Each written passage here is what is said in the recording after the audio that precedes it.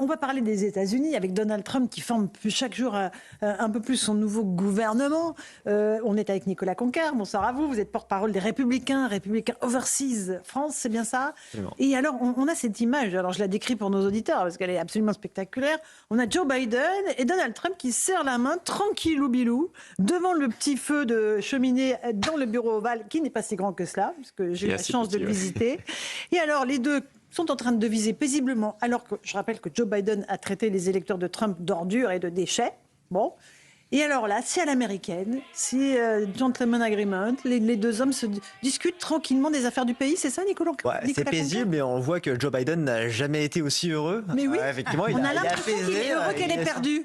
Il est heureux que Kamala Harris ait perdu. Je sais pas, mais en tout cas, voilà, ça présage de bon augure un peu pour cette transition, et on le voit, ils sont pas en train de rentrer dans le détail, et il n'est pas en train de revoir qui est nommé au gouvernement, mais il y a une bonne disposition pour être apaisé à ce que Donald Trump revienne à la Maison-Blanche, car il a quitté le bureau ovale. Il sera de retour dans moins de 3 mois. Mais j'hallucine quand même de la physionomie de Joe Biden, qui a l'air très heureux en réalité, qu'elle est perdue. Parce qu'il s'est fait dégager. Il s'est fait dégager par les démocrates, Joe Biden, au motif qu'il avait quelques petits problèmes de mémoire, François Pupponi. Et là, on a l'impression qu'il est content en fait, qu'elle ait perdu sa vice-présidente. Je ne sais pas s'il comprend vraiment ce qui se passe là. Alors là, arrêtez. C'est pas bien. C'est assez surprenant quand on voit la campagne qui s'est passée. La violence de la campagne. Après, qui se reçoit. Il est dégagé, donc c'est normal. Mais c'est la règle de se recevoir, de se transmettre les dossiers. Oui, mais on n'est pas obligé. Vous avez vu François Hollande et Nicolas Sarkozy faire ça? Non. Mais ça lui avait été reproché. Vous avez vu comment François Hollande s'était conduit par rapport à Nicolas Sarkozy? Ça avait choqué beaucoup de monde. Et donc là, merci de vous en souvenir. Vous n'avez pas de mémoire, je ne pas d'avoir. Moi, je m'en souviens. Je pense que Sarkozy avait eu raison de faire croire aux gens qu'une fois que la campagne est terminée, après tout ce qu'on s'est lancé à la figure, on peut être les meilleurs copains du monde. Ça, je pense que ça choque les gens. Et je pense qu'il y a un juste milieu. Donc, attendez, pas tout en même temps. Il faut être respectueux. Bon, là, c'est vrai que. Il y a le juste protocole. Quand on voit la campagne telle qu'elle s'est passée, on peut. Je pense que là, on est quand même dans la culture américaine. Je me souviens, en 2016, quand Trump a gagné, donc là, c'est encore pire qu'aujourd'hui, parce que il n'avait jamais été président. Je me rappelle que Obama l'avait félicité ensuite. Et il avait dit America First, et on vous fait confiance. Non, mais c'est ça qui est important. Je pense que les Américaines, une fois que j'ai eu quelques contreparties américaines, là, des invités. Il y a eu le Capitole entre-temps. D'accord. Il y a eu l'assaut du Capitole entre-temps. Mais je veux dire, là, aujourd'hui, par rapport à la campagne, on se dit, finalement, il a remporté. Maintenant, qu'est-ce qu'il peut faire gagner l'Amérique? Je pense que c'est ça la grande différence. La grande différence avec la France, c'est qu'on est toujours un peu revanchard. Alors qu'aux États-Unis, effectivement, Nicolas. pas tous, bien entendu. Non, pas du tout revanchard aux États-Unis. Non, mais entre eux. C'est une sacrée S'il vous plaît, pas tous en même temps. Ce qui compte pour eux, c'est qu'effectivement, ils arrivent à s'en sortir, avoir une croissance forte, avoir un chômage de plein emploi, quel que soit finalement le locataire de la Maison-Blanche. Nicolas Conquer, qu'est-ce que vous en pensez? Allez-y, essayez de prendre la parole ici, c'est très... Sous Obama et Donald Trump, on l'avait, ils étaient dans le bureau ovale à peu près dans la même configuration, mais l'ambiance était plus tendue. Il y avait beaucoup moins un peu de sympathie, de bonhomie de Joe Biden qui l'accueille. Et effectivement, je pense que moi-même, je le dis, il faut tourner la page de la campagne et maintenant œuvrer à l'unification de ce pays. Cette société, elle est fragmentée, elle est divisée, elle n'est pas aussi polarisée qu'on veut le faire croire. Elle a été alimentée par ces tensions et cette violence politique qui émanait de la gauche et de l'extrême gauche. Aujourd'hui, Donald Trump, il va réincarner ce rêve américain et penser les plaies qu'il y a dans cette société. Et je pense que c'est de bonne augure quand on voit un Joe Biden qui l'accueille, même si, rappelons-le, il a insulté tant les Américains que de brandir des menaces qui n'étaient nulles et non avenues, de dire que comment est-ce que vous voulez dire un jour que Donald Trump est une menace de la démocratie et ensuite prendre le thé avec lui, ça défie l'entendement. Oui, c'est assez surprenant. Il y a ce côté, et on voit à quel point c'était une rhétorique qui était délétère, qui était non avenue,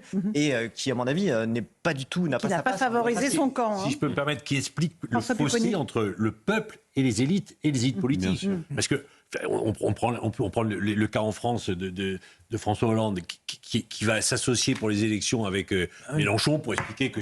Voilà, ça, les gens ne comprennent pas ça. Et c'est vrai que soit les campagnes se pacifient, et on essaye d'être respectueux pendant les campagnes, mais si on ne l'est pas... Arrêtez. Vous n'êtes pas utopiste, François. Pas du tout. Merci. Mais lors de la passation de pouvoir, on ne peut pas faire comme si c'était rien passé. Alors, que les gens le un petit mot sur le gouvernement. Alors, on peut appeler un gouvernement qui est en train de former Donald Trump, Nicolas Conquer? Donald Trump, depuis une semaine très exactement, c'est le président élu, et jusqu'au 20 janvier, il forme ce qu'on appelle un gouvernement de transition. C'est-à-dire qu'il constitue, il nomme à des postes clés qui vont constituer cette deuxième administration Trump, qui va porter cette ligne. Et ça se passe avec des nominations importantes, notamment la Chief of Staff, c'est-à-dire quelle va être un peu la cheville ouvrier un petit peu de cette administration, Suzy Wiles, quelqu'un qui est absolument inconnu du grand public. Mais une grande fidèle de Donald Trump. Absolument, mais aussi une grande tacticienne qui a été directrice de campagne, qui a beaucoup délivré, mais que vous ne trouvez pas sur le devant de la scène. Et c'est ça qui est important. Elle n'a pas d'expérience de gouvernement, mais c'est également pour ça qu'elle est choisie. Et d'ailleurs, il y a eu aussi la nomination de Elon Musk, ministre de l'efficacité gouvernementale.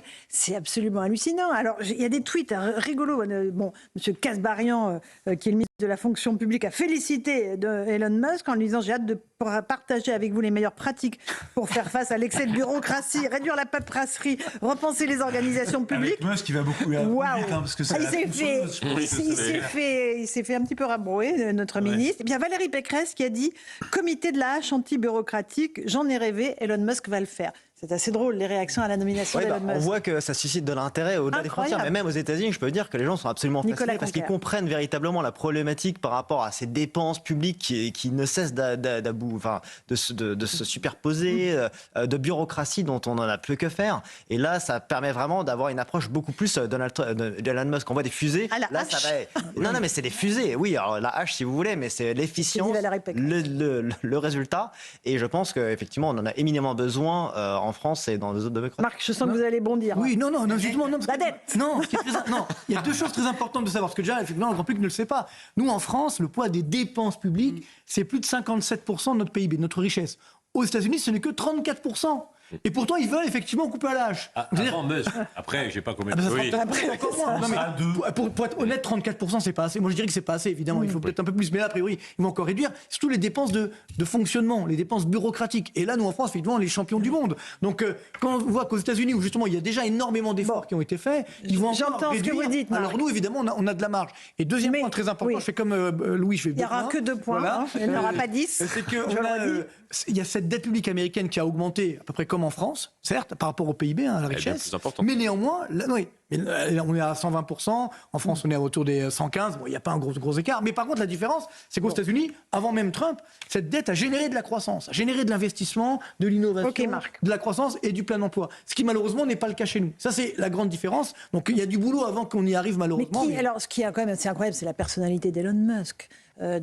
Tesla, SpaceX, Starlink, multimilliardaire qui fait le choix de s'engager en politique dans un gouvernement de Trump. Qui a payé 100 millions d'euros. 100 millions d'euros pendant la campagne, qui a fait gagner une loterie, 1 million d'euros par jour. Grâce à la politique. Oui. Qui a déjà gagné beaucoup d'argent si on regarde la capitalisation. Mais incroyable. Après, mais il n'en a pas besoin. On n'a pas l'équivalent en France, ça. On n'a pas l'équivalent.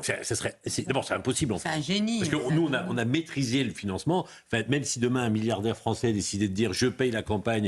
Et il y a un équivalent en France. C'est illégal. C'est complètement illégal. C'est illégal en France. Oui, moi, ce qui m'a le plus interpellé chez Musk, c'est le coup de fil à Zelensky, quoi.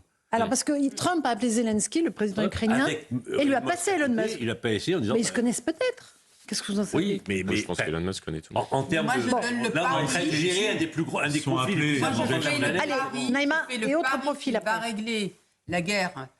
Il va la régler entre la Russie et l'Ukraine, je suis persuadée. Espérons qu'il va régler ce soit pas au détriment des Ukrainiens. Oui. Je suis persuadée. Il risque de le régler, mais vous verrez ce que vont dire les Ukrainiens. Je me tourne vers Nicolas Conquer, le ministre de la Défense, celui qui va diriger le département de la Défense. Alors, c'est un ancien journaliste de Fox News. Vous avez un bel avenir, Laurent. Non, merci. Alors, jamais de politique. La semaine prochaine. Jamais de politique. Pete comment vous dites Exbeth, voilà. Ancien journaliste de Fox News, ancien militaire déployé en Irak, en Afghanistan.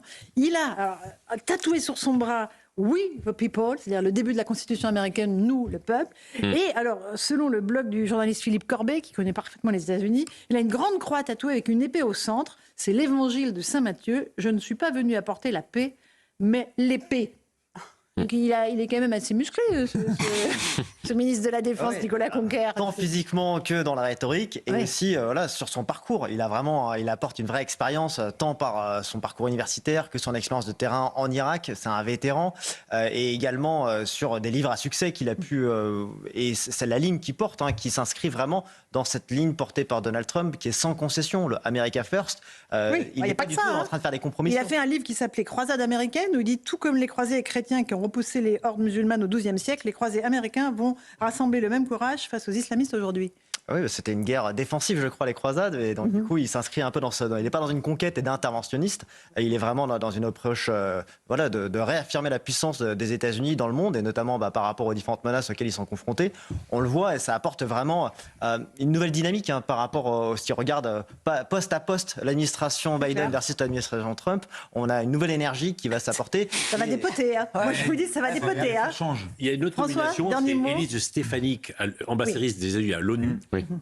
Très pro-israélienne, très critique vis-à-vis de l'ONU. Et quand on sait la tension... Donc c'est elle qui va être chargée d'aller aux Nations Unies. Absolument. Et quand on connaît la tension entre Israël et l'ONU, compte tenu des positions de l'ONU actuellement, on voit bien le message qui est passé à l'ONU en disant maintenant, vous étiez contre Israël, maintenant on sera deux. Non, mais surtout, l'ONU ne fonctionne plus. Absolument. Quand on voit qu'ils ont nommé je crois, le président iranien comme responsable de la démocratie, enfin bref. Biden était un peu sur la retenue. On a un petit problème sur l'ONU. À l'aide militaire apportée par l'armée américaine à Israël. Là, effectivement, je pense que ça change totalement le paradigme. Non, alors attention quand même, il y a un point important. Juste, il y a encore d'autres nominations qui sont attendues, parce que là, on est qu'en novembre. Là, il va y avoir des officialisations. C'est-à-dire que là, il y en a qui sont shortlistés, notamment pour la diplomatie. Donc, on parle de Marco Rubio aussi. Oui, Marco Rubio, sénateur de Floride. Sénateur de Floride. Donc, ça pose aussi des questions aussi. Comment est-ce qu'on comble les vacances à ces postes de sénateurs qui sont clés, on le dit, pour avoir la majorité. Mais sur la personnalité en tant que telle, lui aussi s'inscrit vraiment dans cette ligne d'apporter une paix à travers une force de dissuasion. Donc, il n'est pas du tout en train de vouloir chercher un bon compromis. C'est une victoire totale contre le Hamas. Et ça, c'est vraiment ce dont on a besoin, plutôt que cette fébrilité, ce manque de leadership qu'il y avait sous l'administration Biden. Ça montre vraiment que désormais, les Américains et Donald Trump sont de retour aux affaires, et on va aller mettre fin à ces conflits qui n'ont plus trop duré. Et concrètement, il est en charge, il est dans le bureau ovale quand, Donald Trump ? Le 20 janvier, inauguration. Il y a différentes étapes un peu réglementaires d'ici là. Mais ensuite, d'ici là, ça montre que surtout, il n'a pas perdu une seule seconde. Il a constitué une Dream Team en même pas une semaine. C'est-à-dire qu'il y a il était prêt quand même, il s'était préparé. Il était prêt, mais c'est-à-dire qu'il ne faut pas perdre un instant, parce qu'il y a 4 ans, c'est son deuxième mandat, il n'en fera pas un de plus. Et donc, du coup, il y a vraiment cette volonté de pouvoir avoir le plus d'impact et d'obtenir du résultat. Et je pense qu'on peut lui faire confiance avec l'équipe qu'il a nommée. Et je renvoie à ce numéro du JD News qui s'est consacré à la fin du wokisme après l'élection de Donald Trump, qui traite de tous ces dossiers évidemment extrêmement importants. Merci.